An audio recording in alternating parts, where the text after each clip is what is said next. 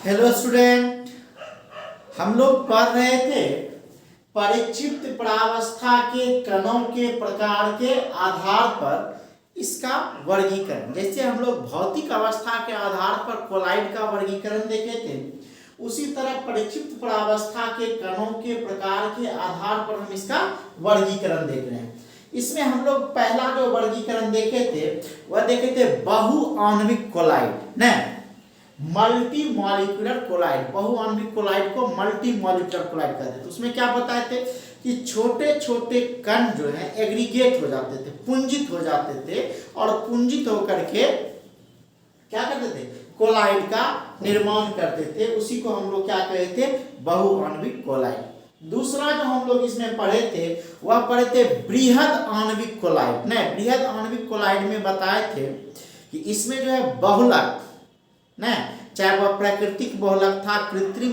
बहुलक था, वह एकत्रित होकर के किसका कोलाइड का निर्माण करता था। इसीलिए इसको हम लोग क्या कहते थे, बृहद आणविक कोलाइड, मैक्रोमोलिकुलर कोलाइड।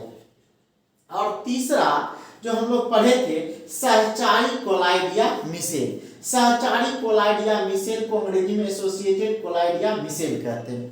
तो सहचारी कोलाइड में क्या पढ़े थे कि ऐसे पदार्थ जो कम सांद्रता पर प्रबल विद्युत अपघट्ट, स्ट्रॉन्ग इलेक्ट्रोलाइट के समान व्यवहार करता है, उच्च सांद्रता पर जो है पुंजन बनने के कारण कोलाइड के समान व्यवहार करता है। और यही जो पुंजित जो कण होता है वही क्या कहलाता है, सहचारी कोलाइड कहलाता है। इसी को मिसेल भी कहते हैं। हम लोग बार बार चर्चा किए कि इसका चर्चा, मिसेल का चर्चा बार बार आएगा। इसी में हम लोग पढ़ेंगे मिसेल निर्माण की क्रिया विधि, कैसे यह एसोसिएटेड कोलाइड या मिसेल बनाया जाता है। आज इसी टॉपिक पर हम लोग चर्चा करेंगे। इसमें कुछ बात है जो कि याद रखना है। कहता है कि मिसेल का निर्माण एक निश्चित ताप से अधिक ताप पर होता है। मिसेल का निर्माण एक निश्चित ताप से अधिक ताप पर होता है, और यह जो निश्चित ताप से अधिक ताप पर होता है वह निश्चित ताप को क्रांतिक ताप कहते हैं। ठीक है, अब समझेंगे इसको, या क्राफ्ट टेम्परेचर अंग्रेजी में इसको बोलते हैं।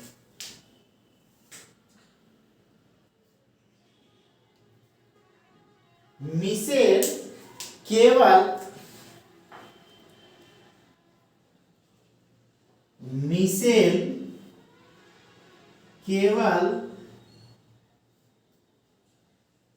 एक निश्चित ताप से, मिसेल केवल एक निश्चित ताप से अधिक ताप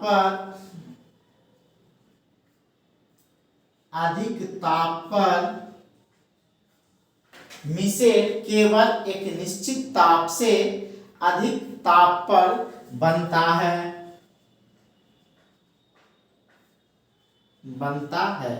न, और निश्चित ताप को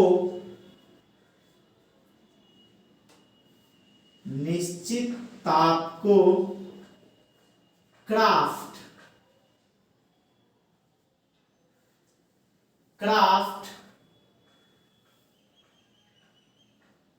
ताप कहते हैं। इसको शॉर्ट में TK कहते हैं, क्राफ्ट ताप कहते हैं।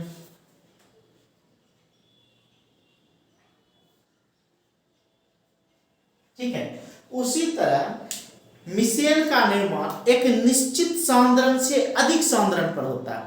मिसेल का निर्माण एक नियत सांद्रण से अधिक सांद्रण पर होता है। इसको हम लोग CMC कहते हैं। अंग्रेजी में इसको क्रिटिकल मिसेल कंसंट्रेशन बोलते हैं, क्रांतिक ताप सांद्रण कहते हैं। यह हो गया ताप की बात। अब हम लोग सांद्रण की बात करते हैं। तो फिर इसमें क्या लिखेंगे, इसमें लिखेंगे कि मिसेल एक निश्चित सांद्रण से, मिसेल एक निश्चित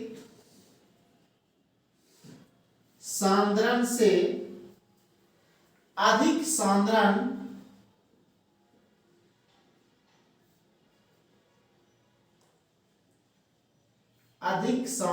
पर मिसेल एक निश्चित सांद्रण से अधिक सांद्रण पर बनता है।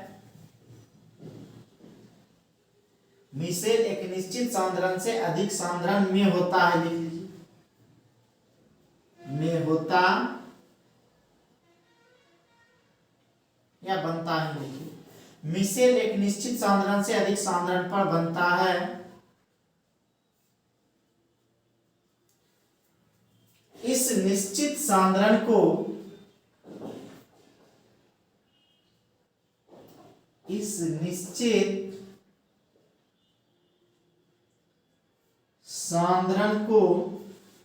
मिसेल एक निश्चित सांद्रण से अधिक सांद्रण पर बनता है। इस निश्चित सांद्रण को क्या कहा जाता है? CMC, मतलब क्रांतिक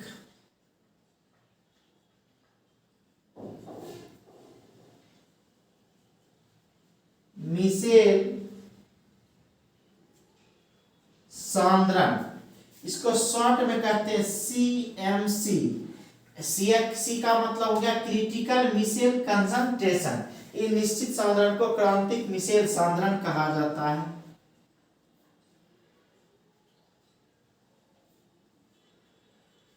ठीक है, तो कहता है कि मिसेल एक निश्चित सांद्रण से अधिक सांद्रण पर बनता है। इस निश्चित सांद्रण को क्रांतिक मिसेल सांद्रण या CMC कहा जाता है। ठीक है, अब कहता है कि मिसेल में जो है या 100 से अधिक अणु होता है। और हम लोग दे सकते हैं साबुन।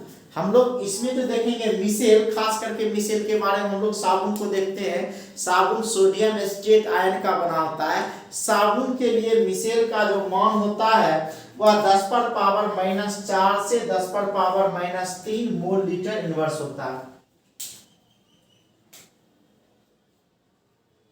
क्या लिख सकते हैं इसमें कि मिसेल या साबुन के लिए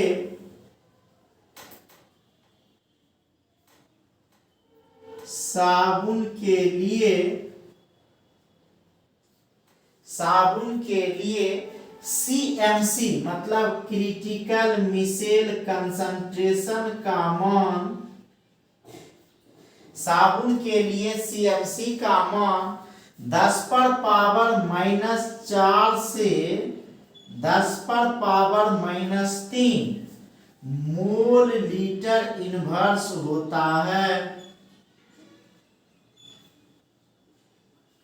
क्या बोलेंगे सर कि साबुन के लिए CMC का मान 10⁻⁻⁴ से 10⁻³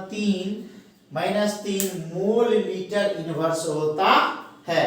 ठीक है, और मिसेल में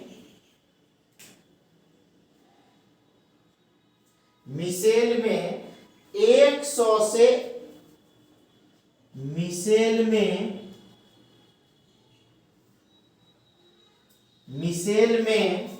100 या उससे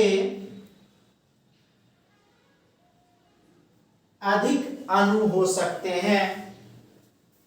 अधिक अणु हो सकते हैं। क्या बोले सर कि मिसेल एक निश्चित ताप से अधिक ताप पर होता है, तो वह जो निश्चित ताप है उसको क्रांतिक ताप या फिर हम लोग क्या बोल देंगे, क्राफ्ट ताप बोलते हैं, टीके बोलते हैं।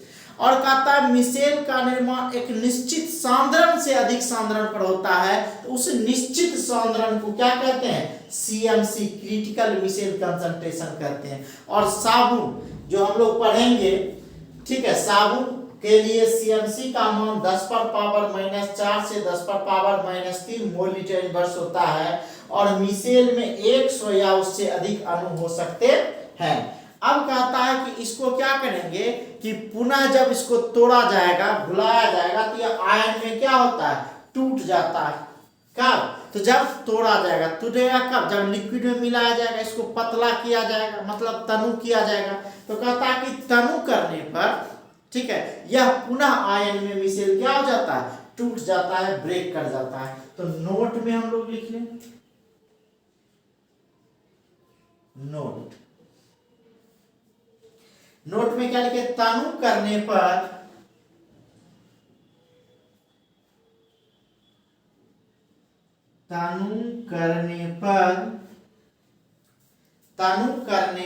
ऐसे कोलाइड, तनु करने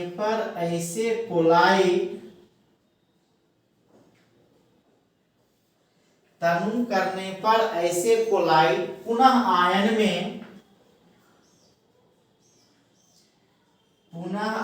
में टूट जाते हैं।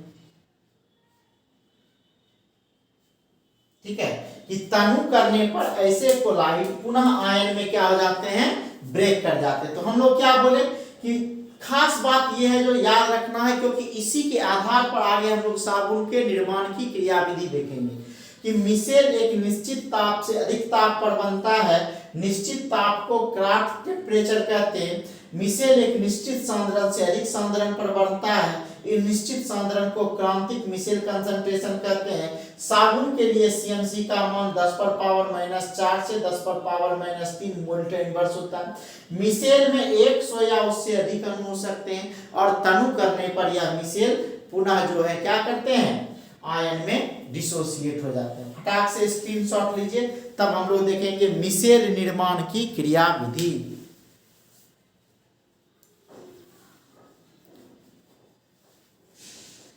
अब हम लोग देखेंगे सर मिसेल निर्माण की क्रियाविधि। ध्यान से देखिएगा, और यह भी इंपॉर्टेंट है।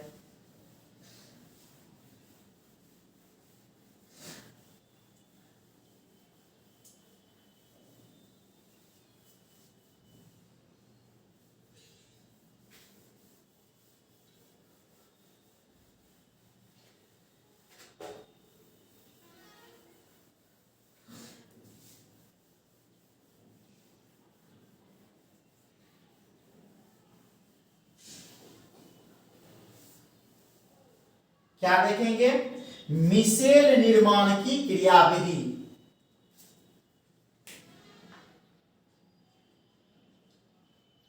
मिसेल निर्माण की क्रियाविधि।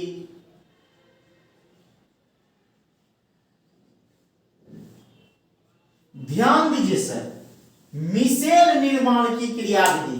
कैसे मिसेल का निर्माण होगा, तभी हम दो बात पढ़े, एक क्रांतिक ताप पढ़े, क्राफ्ट ताप पढ़े, और दूसरा क्या पढ़े, CMC पढ़े। तो यह दोनों के मान पर यह मिसेल का निर्माण क्या होता है, आधारित होता है। तो यह मिसेल मतलब यह जो साबुन बनता है, यह सोडियम स्ट्रिएट आयन से बनता है। तो हम लोग देखेंगे कि क्या होगा कि क्राफ्ट ताप से अधिक ताप पर और CMC से अधिक सांद्रण पर, क्रांतिक मिसेल कंसंट्रेशन से अधिक सांद्रण पर और क्राफ्ट ताप से अधिक ताप पर मिसेल बनता है।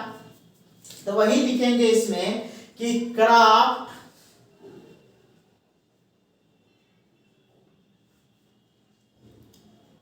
ताप से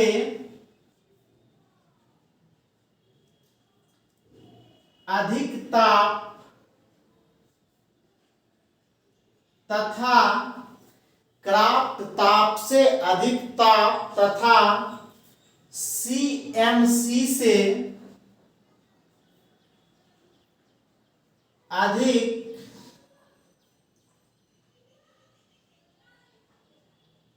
सांद्रण पर, क्राफ्ट ताप से अधिक ताप तथा CMC से अधिक सांद्रण पर या सांद्रण की स्थिति में, सांद्रण की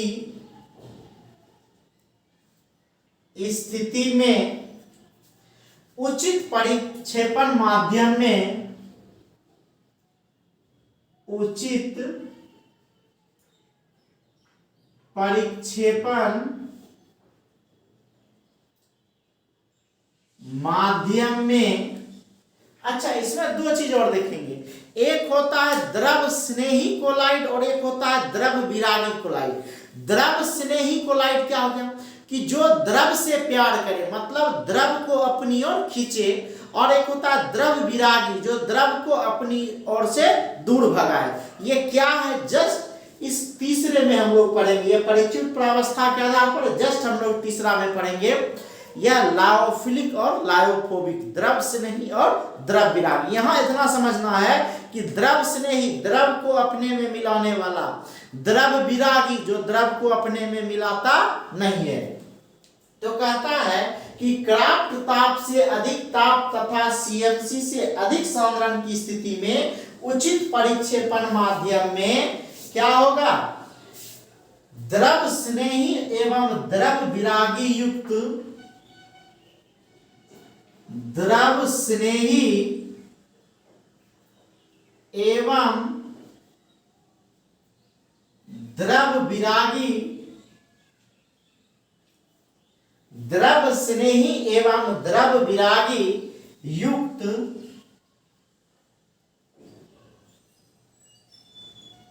आयन के, द्रव स्नेही एवं द्रव विरागी युक्त आयन के एकत्रीकरण से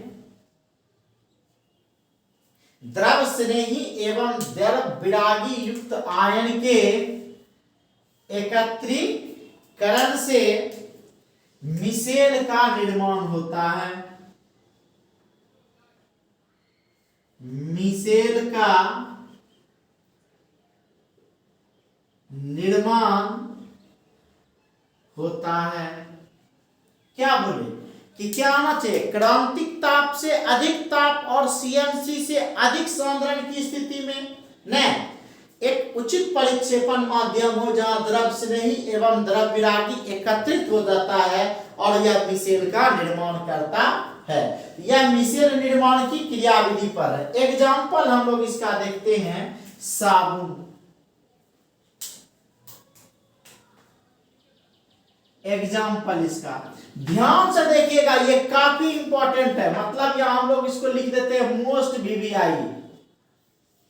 ठीक है, काफी इंपॉर्टेंट है। साबुन कैसे बनता है सर, ये हम लोग पढ़ेंगे, काफी इंपॉर्टेंट चीज है, बहुत आसान है, ध्यान से देखना।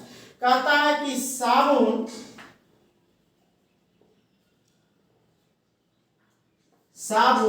यह साबुन होता है सोडियम एस्ट्रिएट,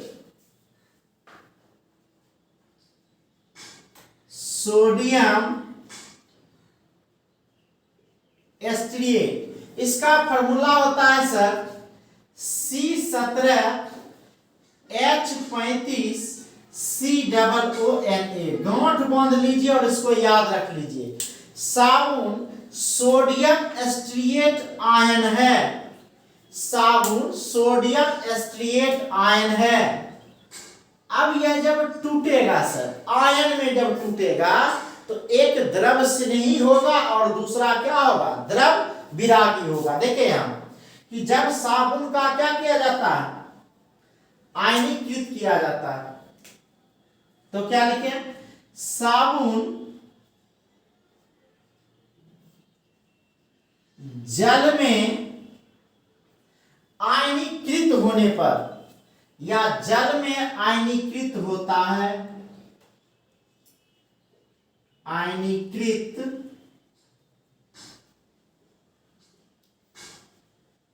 होता है। मतलब साबुन जो है यह जल में टूट जाता है, आयन में टूट जाता है। जैसे C17H35COONA, यह हमारा हो गया सोडियम एस्ट्रिएट आयन, जिसको हम लोग क्या कहते हैं, साबुन कहते हैं, सोप कहते हैं। यह सोप आयन में टूट जाता है, तो यह जो आयन में टूटेगा यह बनाता है C17H35, ठीक है, COO- और Na+। यह जो C17H35COO- है, यह सोडियम स्ट्रिएट आयन है। तो सोडियम यहाँ है, यह स्ट्रिएट आयन हो गया, सोडियम अलग हो गया, यह हमारा स्ट्रिएट आयन हो जाएगा। तो हम लोग इसको क्या लिख सकते हैं, स्ट्रिएट आयन।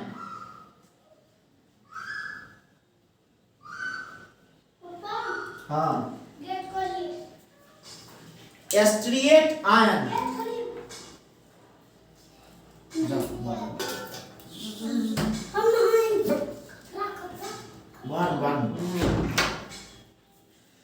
तो यह C17H35COON है, यह टूटा आयन में, तो यह स्ट्रिएट आयन हो गया C17H35COO माइनस। अगर यह Na प्लस रहता तब यह सोडियम स्ट्रिएट हो जाता। अभी यहाँ Na अलग हो गया तो यह हमारा स्ट्रिएट आयन बन गया ना। अब यह जो है यह हमारा अल्काइल है। जब ऑर्गेनिक केमिस्ट्री पढ़ेंगे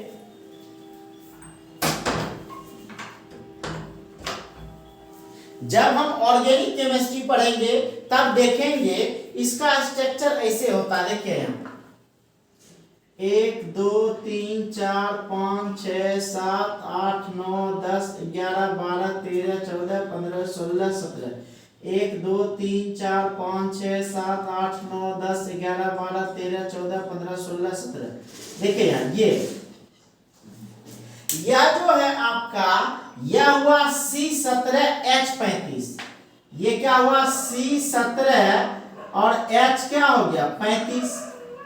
ठीक है, अब ध्यान दीजिए यहाँ कैसे सर, यहाँ एक कार्बन है 1 2 3 4 5 6 7 8 9 10 11 12 13 14 15 16 17। यह 17 कार्बन है ऑलरेडी। इसके साथ 17 दूना 34 1 35 आ गए। कैसे हुआ सर ऑर्गेनिक केमिस्ट्री, हम डिटेल से पढ़ेंगे इसको।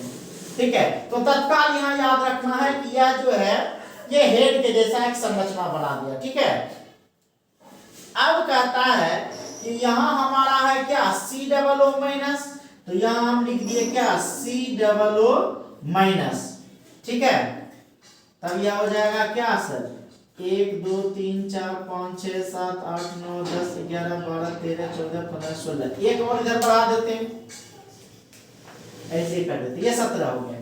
तो यह COO माइनस हो गया और यहाँ क्या हो जाएगा Na प्लस। इसको हम लोग ऐसे भी लिख सकते हैं। तो यह जो हमारा है यह क्या हो गया स्ट्रिएट आयन हो गया।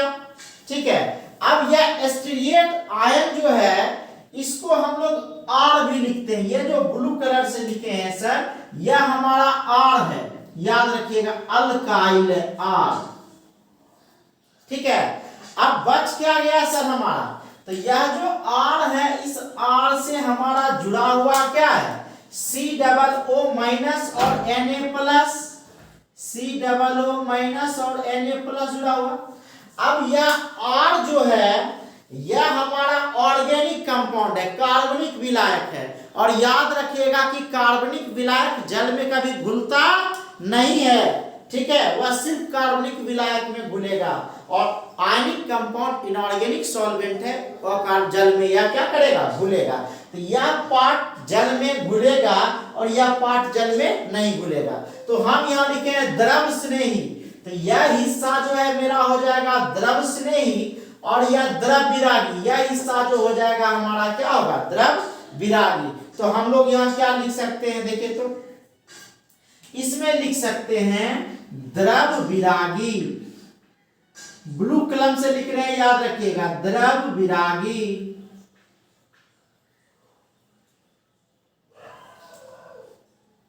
द्रव विरागी, इसको अंग्रेजी में बोलते हैं लायोफोबिक।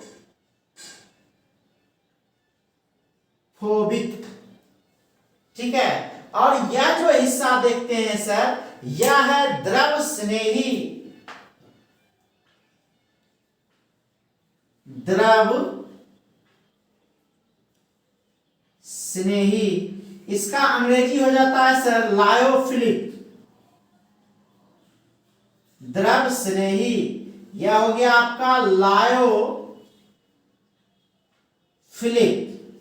तो क्या देख रहे हैं कि यह हिस्सा जो है यह द्रव विरागी है और यह हिस्सा जो है क्या है द्रव स्नेही है। ठीक है, तो कहता है कि यह कार्बनिक विलायक जल में नहीं घुलता है, यह तेल या ग्रीस में घुलेगा, ठीक है, लेकिन यह जो है वाटर में नहीं घुलेगा। और यह जो है किसमें घुलेगा, यह जल में घुलेगा लेकिन कार्बनिक विलायक में नहीं घुलता है, ठीक है। अब हम लोग देखते हैं सर इसमें, इसको अब पानी के साथ हम लोग मैच करके देखते हैं कैसे, ठीक है। हम इसको इधर बना देते हैं सर, ठीक ना, क्योंकि मेरे पास इधर जगह कम है, कुछ लिखना भी है। आप ऐसे समझिए कि यह एक बर्तन लिए,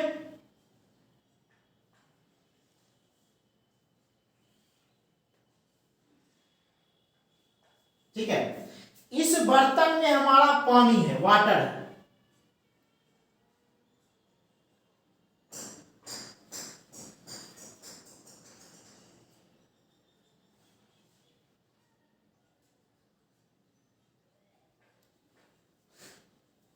यह हमारा क्या है, पानी है,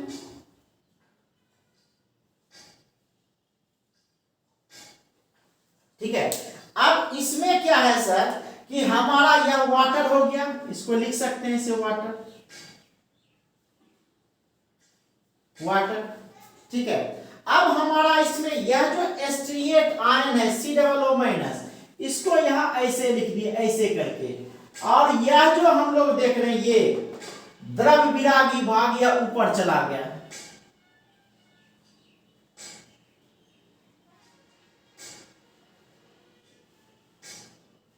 ठीक है।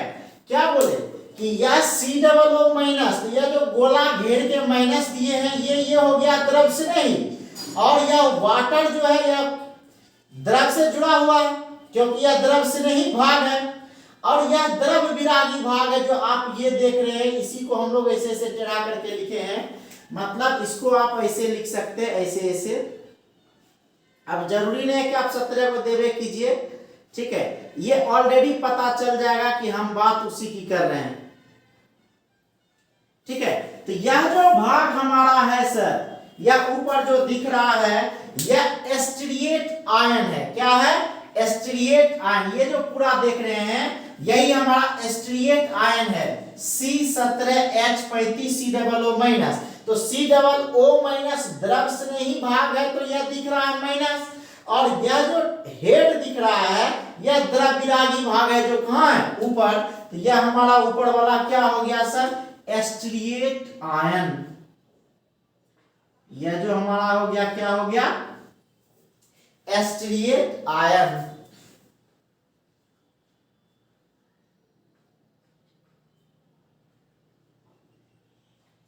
एस्ट्रिएट आयन, ठीक है। अब क्या करता है कि यह एस्ट्रिएट आयन गंदगी को चारों तरफ से क्या कर लेता है, अपने में घेर लेता है और एक मिसेल का निर्माण कर देता है। यही मिसेल के निर्माण की क्रिया विधि है कि यही जो है चारों तरफ से क्या कर लेता है, घेर लेता है। आप इसको ऐसे समझिए, हम यहां एक गोला जैसा बनाते हैं, ठीक है। अब इसके चारों ओर यह हम एस्ट्रिएट आयन डालते हैं, ये हमारा एस्ट्रिएट आयन हो गया, ये हमारा एस्ट्रिएट आयन हो गया,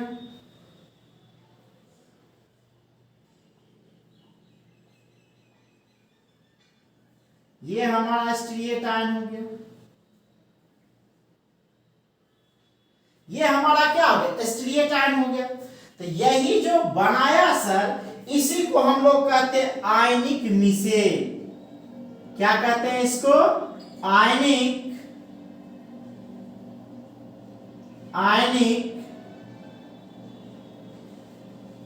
मिसेल। यही हमारा क्या कहलाता है, आयनिक मिसेल। ध्यान से समझिएगा कि यह जो हमारा आयनिक मिसेल है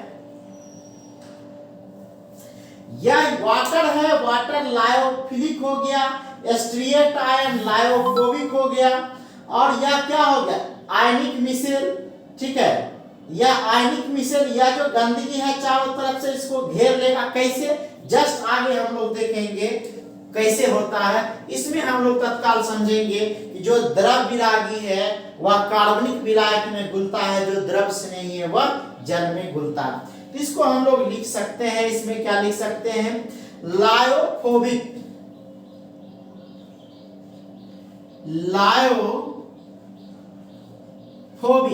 लायोफोबिक हमारा क्या हो गया, आर हो गया, आर हो गया। क्या होता है, जल में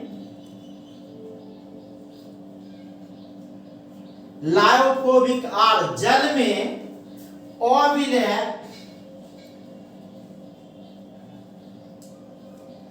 जल में अविलय लेकिन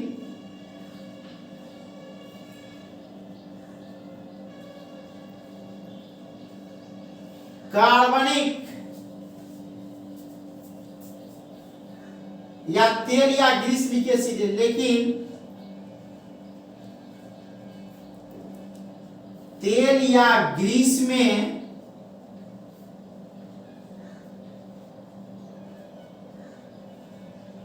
विलय होता है, विलय होता है, ठीक है। लेकिन COO minus, COO minus Na plus तेल या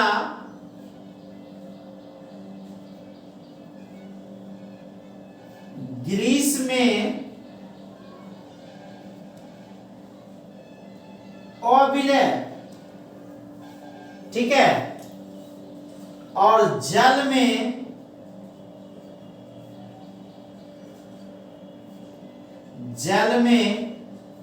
विलय होता है।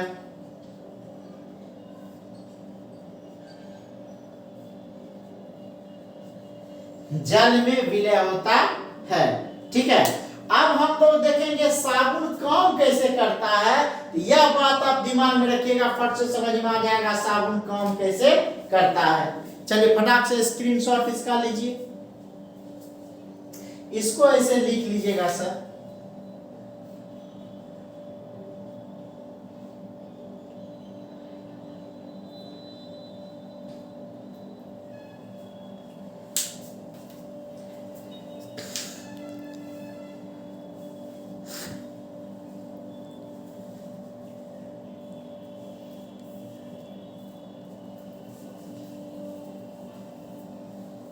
हो गया सर। अब हम लोग देखेंगे कि साबुन काम कैसे करता है। इसको हम मिटा रहे हैं, फिर हम लोग इसी में देखेंगे साबुन काम कैसे करता है।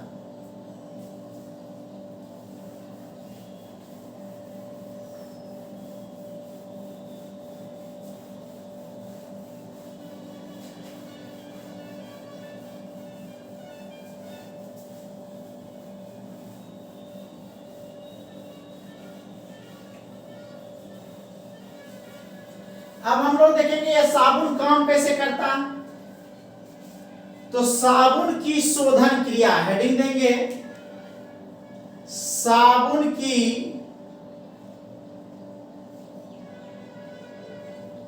शोधन क्रिया, कि साबुन कैसे काम करता है, साबुन कैसे कपड़ा को साफ करता है, ये हम लोग साबुन की शोधन क्रिया देखते हैं। अब मान लेते हैं इसको सर कि यह एक कपड़ा है और इस कपड़े के ऊपर यह तेल या ग्रीस है, मतलब गंदगी है, ठीक है। यह क्या है सर, कपड़े पर ग्रीस, कपड़े पर ग्रीस। अब कहिएगा सर कपड़ा में ग्रीस होता है।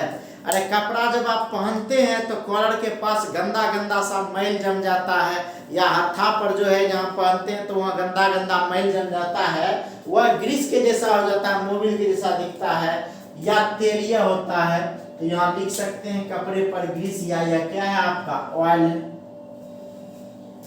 अब यहाँ से खेल इसका शुरू होता है सर। यह स्ट्रिएट आयन चारों तरफ से इस तेल को, ग्रीस को क्या कर लेगा, घेर लेगा।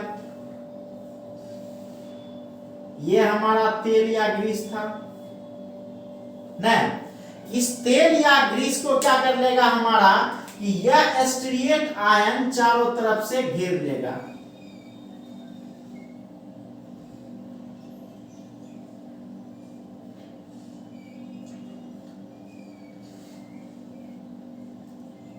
घेर लिया चारों तरफ से नहीं, तो यह ग्रीस बूंदों के चारों ओर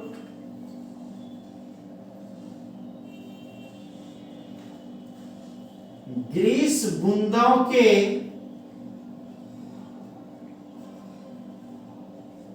चारों ओर ग्रीस बूंदों के चारों ओर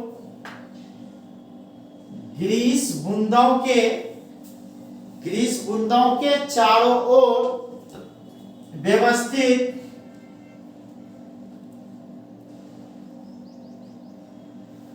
इसको क्या बोले थे स्टीरिएट आयन, इसको हम लोग बोले थे स्टीरिएट आयन, और ये हमारा क्या था वाटर था नहीं, तो यहां क्या होगा ग्रीस बूंदों के चारों ओर व्यवस्थित स्टीरिएट आयन। अब क्या करेगा यह चारों तरफ से घेर के यह आयनिक मिशेल हम लोग देखे थे,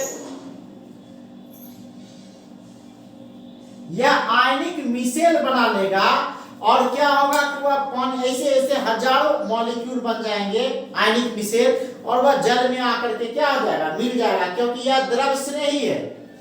तो क्या हो जाएगा यह फॉर्मेशन कर लेगा इसी ड्रॉपलेट का आयनिक मिशेल का। तो जैसे यह फॉर्मेशन कर लेगा सर आयनिक मिशेल का, चारों तरफ से ऐसे ऐसे इसको घेर लिया,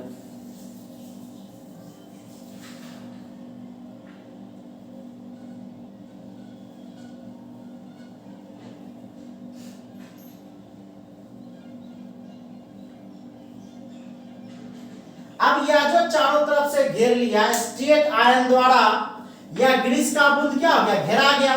तो जब हम कपड़ा रगड़ते हैं ऐसे ऐसे, तो जब रगड़ रहे हैं तो वह क्या होता है सरफ या साबुन वहां मारते हैं, तो सरफ साबुन क्या करता है ऐसे जैसे रगड़े तो वह उसको ड्रॉपलेट में बदल देता है, ऐसा ऐसा खींच के बहुत सारे अणु का क्या कर देता है फॉर्मेशन कर देता है, और जिससे क्या होता है यह ग्रीस का बूंद इसके अंदर आ गया, और यह तो पानी में मिलने वाला है, तो पानी में जैसे निचोड़ते हैं यह पानी में गंदगी आ जाता है। समझे बात को कि जैसे कपड़ा में मैल लगा हुआ और उसको हम ऐसे ऐसे रगड़ना शुरू किए तो वह ग्रीस का बूंद जो है यह चारों स्टीरिएट आयन उसको कवर कर लिया ढक लिया, और ढक के ऐसा जो है बूंद बूंद के रूप में बहुत सारा जो है अलग हो जाएगा, और यह चूंकि पानी में विलय है इसके बाद यह वाटर में सोलेबल है, पानी में मिलने वाला है, तो पानी तो ज्यादा रहता है जब कपड़ा खींचते हैं तो पानी में यह बूंद जो है क्या हो गया यह स्टीरिएट आयन जो है पानी में आ जाएगा, और साथ में चूंकि यह ड्रॉपलेट के अंदर ग्रीस है या तेल है वह भी निकल जाएगा, तो कपड़ा हो जाता है चकाचक।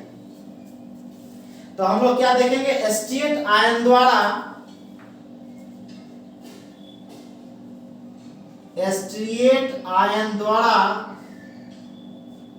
घिरी हुई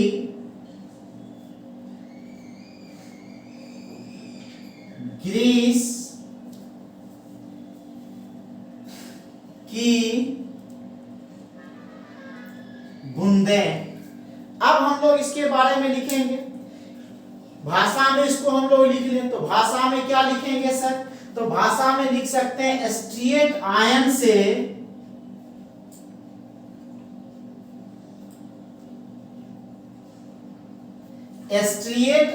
से तेल या ग्रीस की बूंदें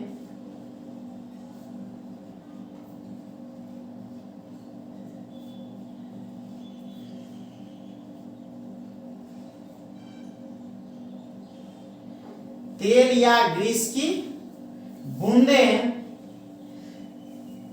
जल द्वारा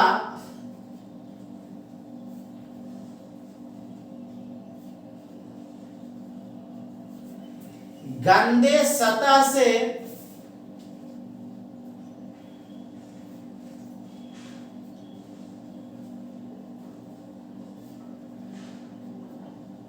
अलग हो जाती है, गंदे सतह से अलग हो जाती है, चूंकि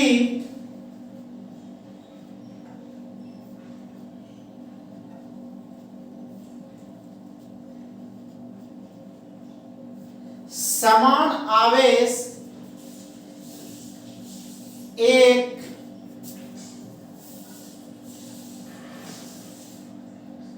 दूसरे को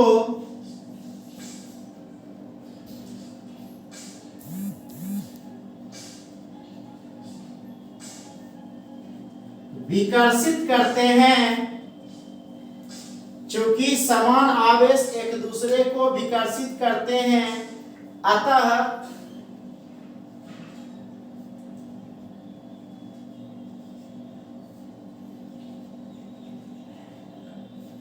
गंदगी युक्त तेल या ग्रीस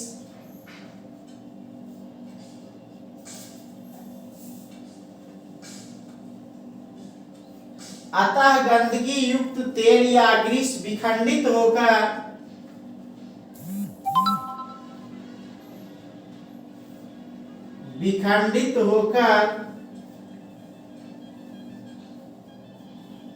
छोटे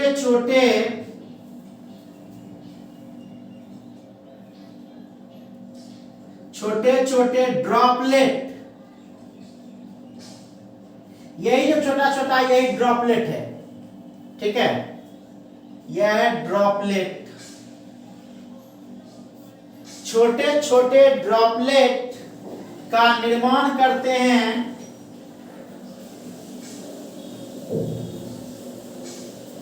छोटे छोटे ड्रॉपलेट का निर्माण करते हैं छोटे छोटे ड्रॉपलेट का निर्माण करते हैं जो जल में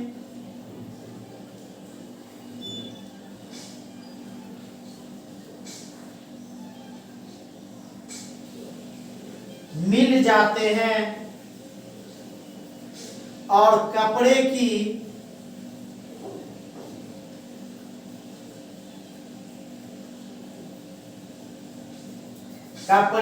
सतह से